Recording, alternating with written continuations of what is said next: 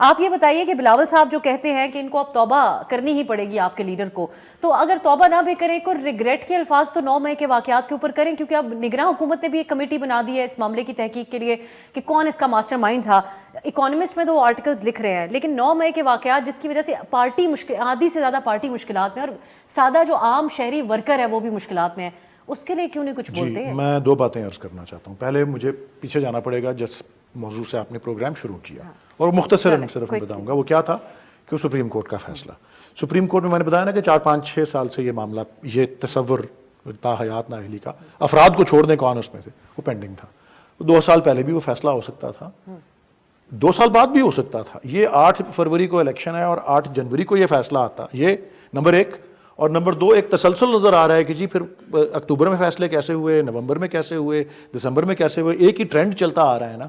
تو پولیٹیکلی میں بتا رہا ہوں کہ جب ان کے کینڈیڈیٹس ووٹ مانگنے نکلتے ہیں اور وہ عوام میں گئے ہیں تو لوگوں نے ذرا مزاحمت کی، اور لوگ ناراض ہیں ان کی کارکردگی سے جو انہوں نے مصیبت اور مہنگائی کا طوفان نازل کیا۔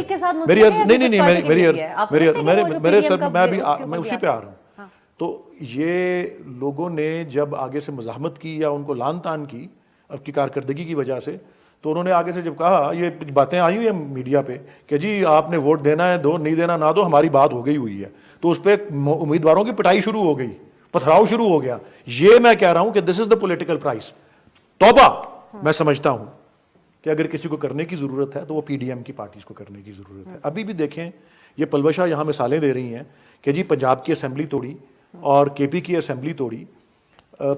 میرے خیال پی ڈی ایم، اور میں برملا اس وقت سے کہتا آیا ہوں کہ یہ جو مثال قائم کر رہی ہے پولیٹیکل کلاس آئین کی نافرمانی کر کے، پارلیمانی نظام میں قائد ایوان جب ایوان توڑتا ہے یہ اس کا کلی حق ہوتا ہے، اور آپ کو 90 دن میں الیکشن کرانے ہوتے ہیں۔ یہ جو آپ نے ایک مثال قائم کر دی ہے نا، یہ جو مثال انہوں نے قائم کی ہے یہ انہی کے گلے پڑے گی آ کے۔ میں یہ کہہ رہا ہوں، یہ میں آپ کو عرض کر رہا ہوں نا، توبہ ان کو آئین کا احترام نہ کرنے سے، پھر وہ تحلیل ہونے سے چند دن پہلے وہ ڈیلیمیٹیشنز کے اوپر وہ چیز پاس کر کے، تاکہ جو قومی اسمبلی اور دیگر اسمبلیوں کے الیکشن ہے وہ بھی آئینی مدت سے آگے چلے جائیں۔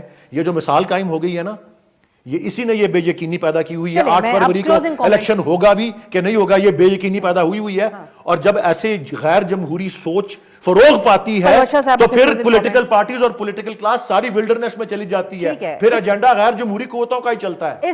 یہ توبہ ان کو کرنی چاہیے۔